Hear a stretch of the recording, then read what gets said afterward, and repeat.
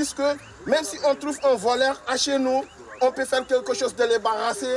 On est toujours du volet justice parce qu'on ne peut rien faire. La loi foncière, je ne sais pas où on va aujourd'hui, monsieur. On commence à avoir peur.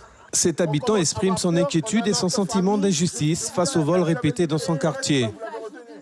Quelques dizaines de personnes sont venues soutenir les 2 habitants placés en garde à vue pour avoir voulu faire justice eux-mêmes. Ils sont interrogés pour des faits présumés d'enlèvement, séquestration et violence aggravée sur un jeune qu'ils soupçonnaient de vol. Ils ont été excédés, ils ont dû peut-être le tabasser le voleur un peu plus. Du coup, les gendarmes trouvent qu'ils ont abusé. Vous vous rendez compte ? Alors tu es chez toi tranquillement, si tu te défends pour protéger ta vie, protéger la vie de ta famille, tu te fais mettre en garde à vue. C'est un ressenti d'injustice, car ces personnes-là sont relâchées. Quelques temps après, elles sont relâchées, on les voit dans la rue. On les voit dans la rue qui se promènent tranquillement. Ils ne sont pas inquiétés. Un peu plus tard, un interpellé est relâché pour des raisons médicales et convoqué le lendemain. Le deuxième reste en garde à vue. C'est l'incompréhension chez les familles.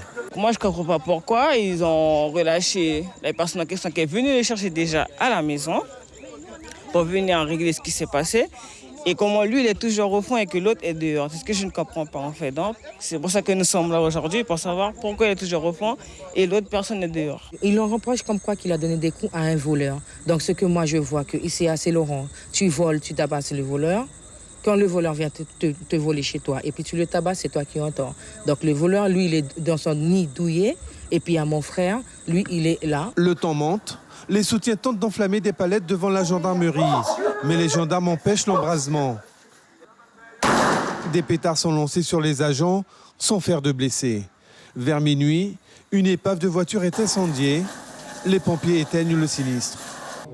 À Cayenne, le procureur a ouvert une information judiciaire pour enlèvement, séquestration et tentative d'extorsion, ayant entraîné une incapacité de moins de 8 jours, des faits présumés commis le 4 mai. La victime du cambriolage a, avec 3 personnes qu'elle connaît, procédé à l'enlèvement de cette personne qui était dans la rue à proximité du lieu des faits. Il l'a emmenée à son domicile. Elle a été ligotée avec des câbles électriques. Il y a de nombreux coups qui lui ont été assénés, des coups de poing, des coups avec divers objets. Elle a été piquée avec une agrafeuse au bras, à la jambe. On lui a versé du liquide. La victime dit que c'est de l'ammoniac qu'elle a reçu sur le corps.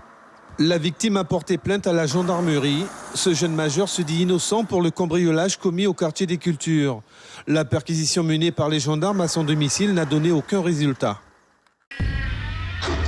Suivez l'info sur Guyana Première, télé, radio et Internet.